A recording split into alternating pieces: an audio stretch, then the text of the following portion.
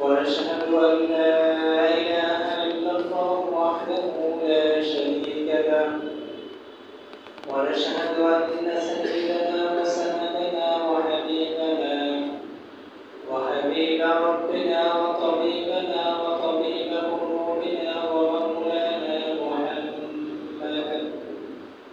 صلى الله تعالى عليه وعلى آله وأصحابه وبارك وسلم. أما بعد فقد قال الله تعالى في كلامه المجيد وفي فرقانه الحميد: لن ينال الله لحومها ولا دماؤها ولكن يناله التقوى منكم. صدق الله مولانا العظيم.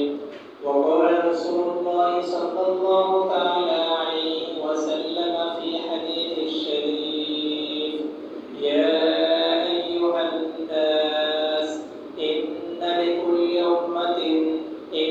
لكل أهل بيت في كل عام أضحية، أو كما قال عليه الصلاة والسلام.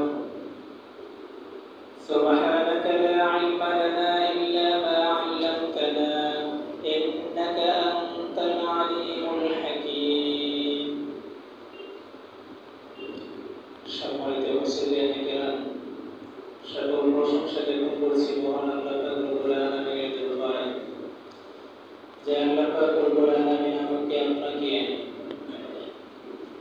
তার মহামেঘ বিধান ঈদুল আজহার নামাজ আদায় করা,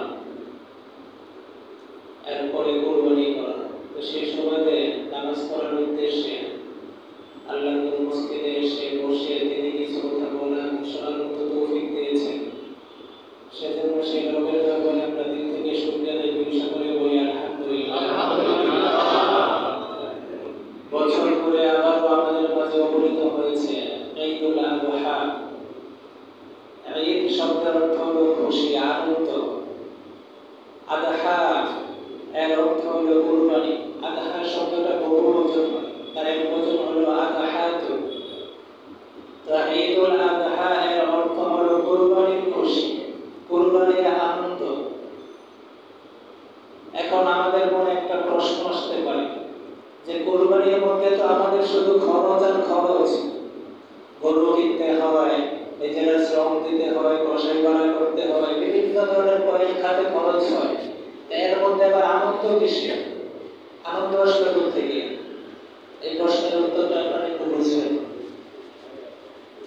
আমরা দেখি আমাদের মা বাবা তারা নিজেরা না খেয়ে হলেও, নিজেরা কিছু খায় নাই, কিন্তু সন্তান যদি পেট ভরে খায়, সন্তান যদি পেট ভরে কিছু খেতে পারে, তাহলে সন্তান মা বাবা খুব খুশি থাকে, অথচ তারা কিন্তু খায়নি। তাহলে বোঝা গেল যে পৃথিবীতে এমন কিছু মানুষ আছে, এমন কিছু আল্লাহর বান্দা বান্দী আছে যারা নিজেরা ত্যাগ স্বীকার করে, নিজেরা কষ্ট করে উপার্জন করে, কিন্তু অন্যরা ভোগ করে, এতেই তার আনন্দ ভোগ করে, এতেই তার আনন্দ উপলব্ধি করে। যেমন নাকি মা বাবা নিজেরা না খেয়ে সন্তানকে খাওয়াইয়া আনন্দ ভোগ করে, আনন্দ উপলব্ধি করে, ঠিক তেমনি ভাবে কুরবানির বিধানটাও এমন যে এর মধ্যে শুধু ত্যাগ আর ত্যাগ। নিজের কষ্টে উপার্জিত অর্থ দিয়ে পশু কিনা হয়, ওই পশুকে জবাই করা, এর মধ্যে একটা আনন্দ।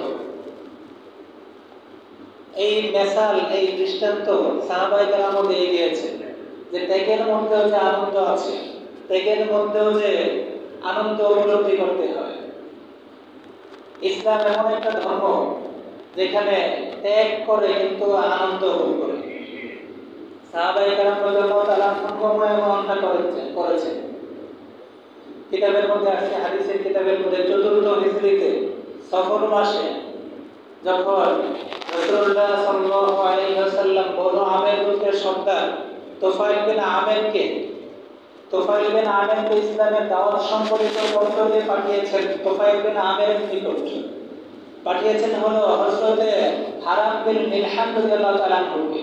পত্রের বাহক ছিলেন হারাম বিন মিলহান। তো হারাম বিন মিলহান যখন তুফাইল বিন আমিরের কাছে ইসলামের দাওয়াত সম্পর্কিত পত্র নিয়ে গিয়েছে, তখন ওই বাদশাহ তুফাইল বিন আমির সে জাফর বিন সালামাকে ইশারা করে বলল যে তুমি হযরত হারাম বিন মিলহানকে হত্যা করে ফেলো। তো বাদশার কথা শুনে জাফর বিন সালামা হযরত হারাম বিন মিলহান রাদিয়াল্লাহু তাআলা আনহুর উপর ছুরি মেরেছে, তার উপর তীর নিক্ষেপ করেছে। ওই তীরটা তার সিনা ভেদ করে একবারে বের হয়ে গেছে। হযরত হারাম বিন মিলহান রাদিয়াল্লাহু তাআলা এই অবস্থার যখন সম্মুখীন হয়েছিলেন, তখন হযরত হারাম বিন মিলহান রাদিয়াল্লাহু তাআলা উচ্চ কণ্ঠে বলে উঠলেন, আল্লাহু আকবার, ওয়াসুজতু ওয়া রাব্বিল কাবা।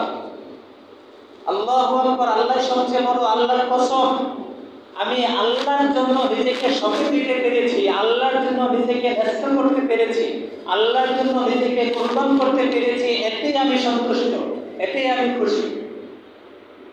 তো এই হলো সাহাবায়ে কেরামের নিজেদেরকে আল্লাহর জন্য বিলিয়ে দিয়ে আনন্দ বোধ করা। হযরত খুবাইব রাদিয়াল্লাহু তাআলা আনহুকে যখন কাফেররা তাকে শরীরে চড়ানোর জন্য মরুভূমিতে নিয়ে যাচ্ছিল, তখন হযরত খুবাইব রাদিয়াল্লাহু তাআলা আনহু বলে উঠলেন, লা উবালি, আমি কোনো পরোয়া করি না যে তোমরা আমাকে মেরে ফেলবে এই অপরাধে যে আমি মুসলমান হয়েছি। আমি তো আনন্দ বোধ করি এতে, আমি ইসলাম গ্রহণ করার কারণে আমাকে মেরে ফেলবে এই কারণে আমি আনন্দ বোধ করি। আল্লাহ পাক রব্বুল আলামিন পবিত্র কোরআনুল কারীমের মধ্যে বলেন, লান তানালুল বিররা হাত্তা তুনফিকু মিম্মা তুহিব্বুন, যে তোমরা কখনো সফলকাম হতে পারবে না, কখনো তোমরা কামিয়াব হতে পারবে না যতক্ষণ না তোমাদের প্রিয় বস্তুকে আল্লাহর রাস্তায় সৎকা করো, যতক্ষণ না প্রিয় বস্তুকে আল্লাহর রাস্তায় দান করো, প্রিয় বস্তুর ত্যাগ তোমরা স্বীকার যতক্ষণ না করো ততক্ষণ তোমরা সফলকাম হতে পারবে না। এই আয়াত যখন নাজিল হইল, হযরত আবু তালহা রাদিয়াল্লাহু তাআলা আনহু, তিনি অনেক ধনী সাহাবী ছিলেন, তার মদিনায় বিশাল বড় এক বাগান ছিল। তিনি ওই বাগানের ব্যাপারে আল্লাহ রাসূল সাল্লাল্লাহু আলাইহি সাল্লামের দরবারে গিয়ে বললেন, হে আল্লাহর রাসূল, আমার এই মদিনার বাগানটা আমি আল্লাহর রাস্তায় সদকা করে দিলাম, আল্লাহর জন্য এটাকে কুরবান করে দিলাম, উৎসর্গ করে দিলাম। তখন রাসূলুল্লাহ সাল্লাল্লাহু আলাইহি সাল্লাম বললেন যে, হে আবু তালহা, তুমি এটা এইভাবে সদকা না করে তোমার আত্মীয়স্বজনদের মাঝে বন্টন করে দাও, তাহলে তারাও পাবে এবং তুমি সদকা করার সওয়াবও পাবে। এই ঘটনাগুলি বলার উদ্দেশ্য হলো যে আমাদের যে ত্যাগ, তিতিক্ষা, ত্যাগের মধ্যে যে আনন্দ উপলব্ধি হয়, ত্যাগের মধ্যেও যে আনন্দ আছে, এই বিষয়টা দেখানো, বোঝানো। তাইলে বোঝা গেল ত্যাগ, অনেক কিছু আছে যে ত্যাগ করতে হয়, কুরবানি করতে হয়, বিসর্জন দিতে হয়, সেখানেও আনন্দ বোধ হয়, সেখানেও আনন্দ উপলব্ধি হয়। তা আমাদের এই কুরবানি, এটা এমন একটা জিনিস যে কুরবানির মধ্যে নাই কোনো অহংকার, যে কুরবানির মধ্যে নাই কোনো বড়াই, নাই কোনো বরত্ব, ব্যক্তির কোনো বাহাদুরিতা নাই। এই কুরবানির মধ্যে আছে শুধু আল্লাহ পাক রব্বুল আলামিনের একত্ববাদ, এই কুরবানির মধ্যে আছে শুধু আল্লাহ তাআলার জয়গান, আছে শুধু আল্লাহ তাআলার বরত্ব। এই কুরবানির যে বাক্যগুলি, প্রত্যেকটা বাক্যগুলির এরই অর্থ হলো যে তাকবীরে তাশরিক, যেগুলি কুরবানির যে তাকবীরে তাশরিক, আল্লাহু আকবার, আল্লাহু আকবার, যার অর্থ হলো আল্লাহই বড়, আল্লাহই বড়, লা ইলাহা ইল্লাল্লাহ, আল্লাহ ছাড়া কোনো ইলাহ নেই, আল্লাহু আকবার, আল্লাহু আকবার, ওয়ালিল্লাহিল হামদ, আল্লাহই বড়, আল্লাহই বড়, যত ধরনের যত প্রশংসা আছে, যাবতীয় সব প্রশংসা একমাত্র আল্লাহ তাআলারই জন্য। এখানে অন্য কারোর জন্য বড়াই বরত্ব প্রকাশ করা হয় না, একমাত্র আল্লাহরই বড়াই বরত্ব প্রকাশ করা হয়। এই জন্য মুহতারাম মুসলিয়ানে কেরাম, আমাদের কাজ হলো, আমাদের উচিত হবে আল্লাহ তাআলার জন্য আমাদের কুরবানিটা করা। হাদিস শরীফের মধ্যে আসছে, রাসূলুল্লাহ সাল্লাল্লাহু আলাইহি সাল্লাম বলেছেন, যায়েদ ইবনে আরকাম থেকে বর্ণিত হাদিস, রাসূলুল্লাহ সাহাবায়গণ জিজ্ঞাসা করেছেন, মা হাযিহিল আযওয়াহি ইয়া রাসূলুল্লাহ, হে আল্লাহর রাসূল, এই কুরবানির মধ্যে আমাদের কি রয়েছে? তখন রাসূলুল্লাহ সাল্লাল্লাহু আলাইহি সাল্লাম বললেন, সুন্নাতু আবিকুম ইব্রাহিম, এটা হলো তোমাদের জাতি পিতা ইব্রাহিম আলাইহিস সালাতু ওয়াস সালামের সুন্নাত। এরপরে সাহাবায়ে কেরামগণ জিজ্ঞাসা করলেন, ফামা লানা ফিহা ইয়া রাসূলুল্লাহ, হে আল্লাহর রাসূল, এতে আমাদের কি আছে? তখন আবার রাসূলুল্লাহ সাল্লাল্লাহু আলাইহি সাল্লাম বললেন যে, বিকুল্লি শাআরাতিন হাসানা, এই কুরবানির প্রত্যেকটা কুরবানির জন্তুর প্রত্যেকটা পশমের বিনিময়ে তোমাদের এক একটা করে প্রতিদান রয়েছে, সওয়াব রয়েছে। সাহাবায়ে কেরাম আবার জিজ্ঞাসা করলেন, হে আল্লাহর রাসূল, ফাসসুফু ফিহা ইয়া রাসূলুল্লাহ, হে আল্লাহর রাসূল, কিছু পশু আছে যেগুলির পশম খুব বেশি, ওইগুলির ব্যাপারে কি হলো? রাসূলুল্লাহ সাল্লাল্লাহু আলাইহি সাল্লাম বললেন, বিকুল্লি শাআরাতিন মিনাস সুফি হাসানা, যে বেড়া বা দম্বা বেশি পশম বিশিষ্ট পশু যেগুলি, সেগুলিরও প্রত্যেকটা পশমের বিনিময়ে এক একটা করে সওয়াব রয়েছে। আরেক হাদিসের মধ্যে রাসূলুল্লাহ সাল্লাল্লাহু আলাইহি সাল্লাম বলেন, ইয়া আইয়ুহান নাস, হে মানুষ সকল, ইন্না লিকুল্লি আহলি বাইতিন ফি কুল্লি আমিন উযহিয়া, প্রত্যেক সামর্থ্যবান ব্যক্তির উপর প্রত্যেক বছর কুরবানি করা তার উপর ওয়াজিব। আরেক হাদিসের মধ্যে রাসূলুল্লাহ সাল্লাল্লাহু আলাইহি সাল্লাম বলেন, মান কানা লাহু সাআতুন ওয়া লাম ইউদহি ফালা ইয়াকরুবান্না মুসাল্লানা, যে ব্যক্তির কুরবানি করার সামর্থ্য আছে, আল্লাহ তাআলা তৌফিক দিয়েছেন, তথাপি সে কুরবানি করলো না বিভিন্ন কারণে, রাসূলুল্লাহ সাল্লাল্লাহু আলাইহি সাল্লাম তাকে ধমকের স্বরে বলছেন, ফালা ইয়াকরুবান্না, সে যেন কখনো না আসে, কখনো ধারে কাছেও না আসে, মুসাল্লানা, আমাদের ঈদগাহে, সে যেন আমাদের ঈদগাহের ধারে কাছেও না আসে। যাকে কুরবানির সামর্থ্য দেওয়া হয়েছে কিন্তু কুরবানি করলো না, রাসূলুল্লাহ সাল্লাল্লাহু আলাইহি সাল্লাম তাকে সতর্কবাণী হিসেবে সতর্ক করে বলেন, সেজন্য আমাদের আমাদের ঈদগাহের ধারে কাছেও না আসে। এজন্য মুহতারাম মুসলিম, আমাদের কাজ হলো আমরা কুরবানিটা যে করব, এই কুরবানিটা আল্লাহ তাআলার জন্য একমাত্র করব, একমাত্র আল্লাহ তাআলার জন্য করব। হাদিসের মধ্যে আসছে, রাসূলুল্লাহ সাল্লাল্লাহু আলাইহি সাল্লাম বলছেন যে কুরবানির দিন আল্লাহ পাকের দরবারে সবচেয়ে উত্তম আমল হলো কুরবানির দিনগুলোতে কুরবানি করা, পশু জবাই করা। এর চেয়ে উত্তম কোনো আমল নেই। বান্দা যখন পশু কুরবানি করে, পশুর যে রক্ত প্রথম ফোঁটাটা মাটিতে পড়ার আগেই আল্লাহ পাক রব্বুল আলামিনের দরবারে এটা কবুল হয়ে যায়। মুস্তাদরাকে হাকিমের হাদিসের মধ্যে আসছে, রাসূলুল্লাহ সাল্লাল্লাহু আলাইহি সাল্লাম বলেন, বান্দা যখন কুরবানি করে, ওই কুরবানির প্রথম যে রক্তবিন্দুটা বের হয়, ওই রক্তবিন্দুটা বের হওয়ার সাথে সাথে আল্লাহ পাক রব্বুল আলামিন যে ব্যক্তি পশুটা কুরবানি করলো, ওই ব্যক্তির সমস্ত গুনাহ খাতা মাফ করে দেন। তবে আমাদের একটা জিনিস থাকতে হবে, আমি আগেও বলছি, বারবার বলছি এই কথা, ইখলাসের সাথে করতে হবে। কিসের সাথে করতে হবে কুরবানিটা? ইখলাসের সাথে করতে হবে। আমাদের যতটুকু সাধ্য আছে, আমাদের সামর্থ্য অনুযায়ী সর্বোচ্চ ইখলাসের সাথে করতে হবে। একটা ঘটনা বললে আপনারা বিষয়টা বুঝবেন। আল্লামা রুমি রাহমাতুল্লাহি আলাইহি কিতাবের মধ্যে উল্লেখ করেছেন যে বাগদাদ শহরের পাশে একটা এলাকা ছিল, যে এলাকার মধ্যে বেদুইন বসবাস করত, গ্রাম্য লোক বাস করত। ওই গ্রাম্য লোকের একদিন কৌতূহল জাগছে, হঠাৎ করে তার মনে পড়েছে যে সে বাদশার সাথে সাক্ষাৎ করবে, বাগদাদের বাদশার সাথে সাক্ষাৎ করবে। এই অবস্থায় সে তার স্ত্রীর সাথে পরামর্শ করলো, বাদশার কাছে তো যাবো, কি নিয়ে যাওয়া যায়? তার কাছে তো নজরানা নিয়ে যেতে হবে, উপঢৌকন হাদিয়া নিয়ে যেতে হবে। এখন কি নিয়ে যাওয়া যায়? স্ত্রী স্বামীকে পরামর্শ দিল, বাদশার কাছে যেহেতু যাবেন, তাহলে আমাদের যে কলসটা আছে বড় আমাদের বাড়িতে, যে কলসির মধ্যে যে পানি আছে, এটা হলো খুব স্বচ্ছ পানি, খুব মিষ্টি পানি। বাদশা তো শহরে থাকে, শহরের মানুষ, তারা অত স্বচ্ছ আর মিষ্টি পানি পাবে না, কোথা থেকে পাবে? কাজেই আমরা এটা নিয়ে গেলে ভালো হবে। তো স্ত্রীর পরামর্শ ওই বেদুইনের কাছে খুব মনোভূত হলো। তো সে কি করলো, ওই কলসি ভর্তি স্বচ্ছ মিষ্টি পানি নিয়ে বাদশার দরবারে রওনা দিয়েছে, বাগদাদের বাদশার কাছে। সে যাওয়ার পথে রাস্তাঘাটের যত ধুলাবালি ছিল, ওই সব ধুলাবালি এসে এই কলসির মধ্যে পড়েছে। খেয়াল করবেন আপনারা, বাকিরা সবাই খেয়াল করবেন, যত ধুলাবালি ছিল সব ধুলাবালি কলসির মধ্যে পড়েছে। এক পর্যায়ে যখন ওই মিষ্টি স্বচ্ছ পানির কলসি নিয়ে বাদশার দরবারে গিয়েছে, বাদশার দরবারে যাওয়ার পরে ওই বেদুইন বাদশার কাছে হাদিয়া হিসেবে দিয়েছে ওই কলসিটাকে। বাদশা এটাকে গ্রহণ করেছেন। গ্রহণ করার পরে বাদশা বলেছেন, খুব ভালো নজরানা নিয়ে এসেছো তুমি, আমি এই স্বচ্ছ এবং পরিচ্ছন্ন পানি কোথায় পাবো? একথা বলার পরে বাদশা তার খাদেমকে বললেন, কলসিটা খুলে দেবে।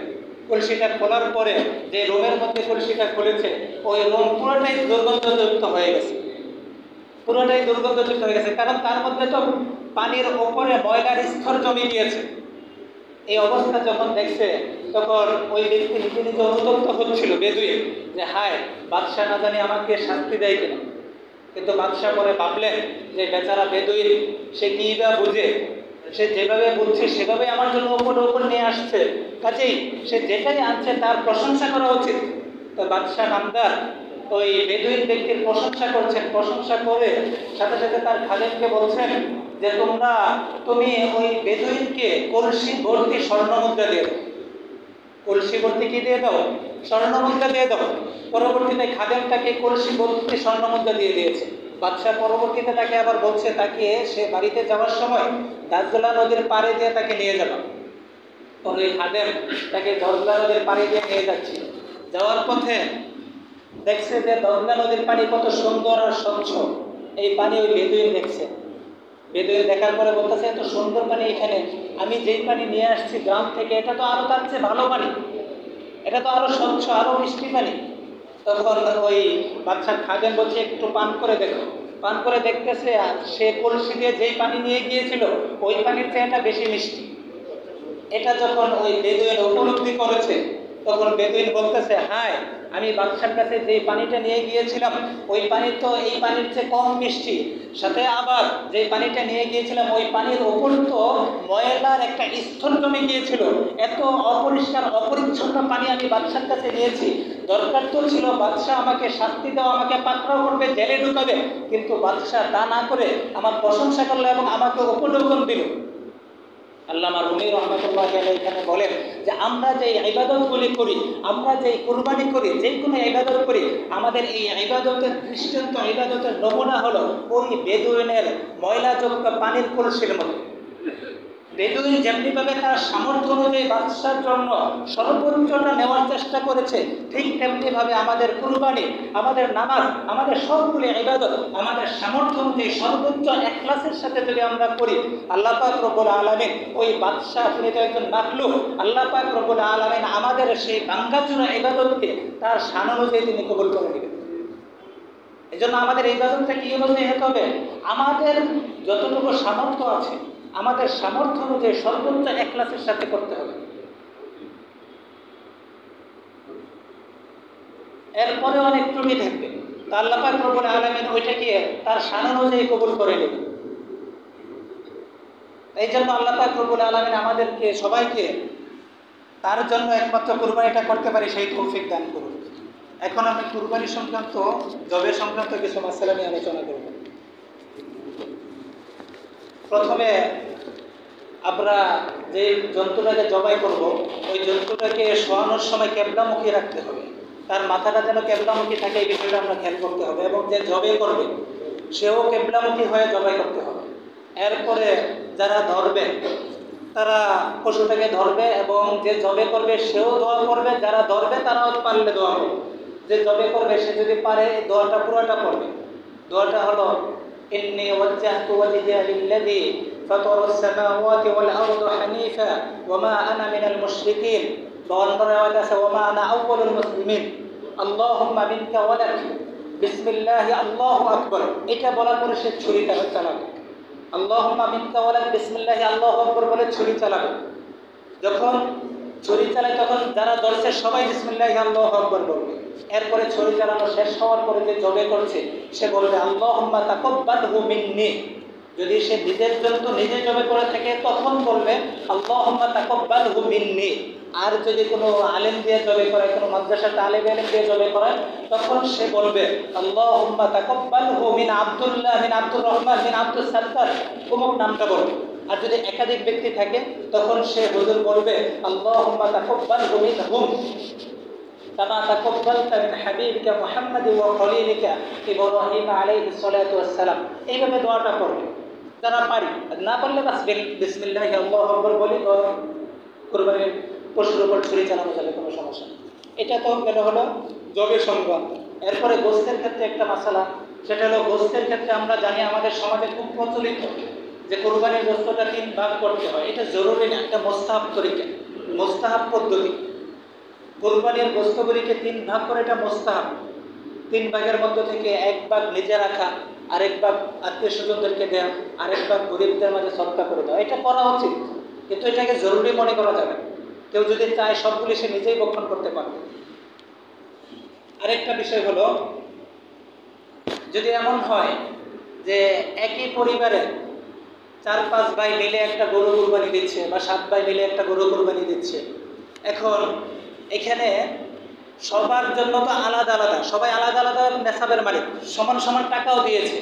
তো এখন গোস্ত যেহেতু একই ঘরে যাবে, 51 ভক্ত পরিবার, এই জন্য এখানে এই গোস্তগুলি বন্টন করার কোনো প্রয়োজন নেই। যেহেতু একই ঘরে যাবে সবাই একসাথেই, তাহলে এখানে বন্টনের প্রয়োজন নেই। কিন্তু যদি এমন হয় প্রত্যেকে আলাদা আলাদাভাবে হয় বা অন্য পরিবারের সাথে মিলে হয়, তাইলে ওই গোস্তগুলি অবশ্যই বন্টন করতে হবে এবং পাল্লা দিয়ে বাটখারা দিয়ে মেপে মেপে খুব সতর্কতার সাথে বন্টনটা করতে হবে। এর ব্যাপারে খুব সাবধানতা অবলম্বন করতে হবে, যেন একজনের ভাগে কম আরেকজনের ভাগে বেশি না পড়ে।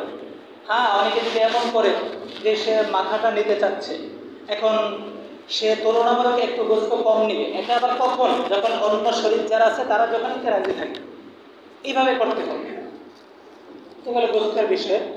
এরপরে আরেকটা বিষয় আমরা জানবো, সেটা হলো যারা গরু জবে করে, জবেকারী বা যাদেরকে আমরা রাখি গরু বানানোর জন্য কষাই, তাদেরকে অনেকে গতকালকে এই মাসালা এক এলাকার মধ্যে মাসালা নিয়ে ঝামেলা হয়েছে, আমাকে ফোন দিয়েছে বলে। তো তাদেরকে অনেকে আমরা কি করি যে জবে করার কারণে বা কষাইকে আমরা পারিশ্রমিক হিসাবে গোস্ত দিয়ে দিই কিছু। এটা হারাম, দেওয়া যাবে না। এক টুকরা গোস্ত পারিশ্রমিক হিসাবে কষাইকে এবং জবেকারীকে দেওয়া যাবে না, এক টুকরো দেওয়া যাবে না। তাকে আলাদা পারিশ্রমিক দিতে হবে। সে যে জবাই করলো এবং সে যে কষাইগিরি করলো, তাকে আলাদা টাকা দিতে হবে। দেওয়ার পরে আপনি স্বেচ্ছায় তাকে হাদিয়া হিসেবে, উপহার হিসেবে কিছু গোস্ত দিতে পারেন, সেটা ভিন্ন বিষয়। কিন্তু পারিশ্রমিক হিসেবে তাকে কোনো গোস্ত দেওয়া যাবে না। জবেকারীকেও দেওয়া যাবে না, কষাইকেও দেওয়া যাবে না। এই বিষয়টা আমরা খুব খেয়াল রাখবো। আরেকটা হলো চামড়ার বিষয়। চামড়ার ক্ষেত্রে অত্যন্ত হলো যদি যারা পারি নিজের চামড়া নিজেই ব্যবহার করতে পারি, নিজে প্রসেসিং করে দাবাঘাত করে নিজেই ব্যবহার করা যায়। যদি নিজে ব্যবহার না করি, তাহলে ওই চামড়ার যে মূল্যটা, এই মূল্যটা আমি বক্ষণ করতে পারবো না। যারা কুরবানি করে তারা খেতে পারবে না, গরিবদের মাঝে বন্টন করতে হবে। তো চামড়া এর ক্ষেত্রে সবচেয়ে উত্তম খাত, চামড়াগুলিতে দিব। এই চামড়াগুলির ক্ষেত্রে সবচেয়ে উত্তম খাত হলো যে বাংলাদেশের মধ্যে গোলাপা ফান্ড আছে, এতিমখানা আছে, ওই সমস্ত মাদ্রাসাগুলির মধ্যে যদি দেই আমরা চামড়াটা, তাহলে আমাদের একসাথে দুইটা ফজিলত পাওয়া যায়। দুই ফজিলত পাবো। একটা হলো, এক নম্বর ফজিলত তো আমরা পাবো যে আমরা দান করলাম গরিবদেরকে, এতিমদেরকে, দানের ফজিলত পাবো। আরেকটা ফজিলত পাবো হলো ইলমে দ্বীনের হেফাজতের জন্য সহযোগিতা করলাম আমি।